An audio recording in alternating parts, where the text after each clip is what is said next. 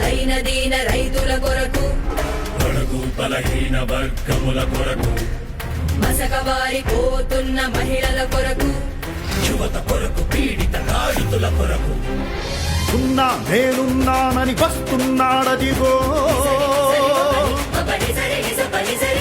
భారత చైతన్య యువజన పార్టీ ధ్వజంతో వస్తున్నాడదిగో భారత చైతన్య యువజన పార్టీ ధ్వజంతో వస్తున్నాడదిగో కాణిపాక గణపతయ్య పాద సాక్షిగా ఆ యదుకుల కృష్ణయ్యకు అపర వారసుడిగా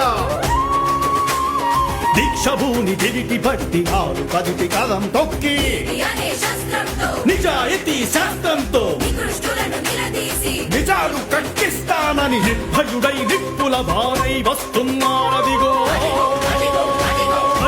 మన రామచంద్ర యాదవ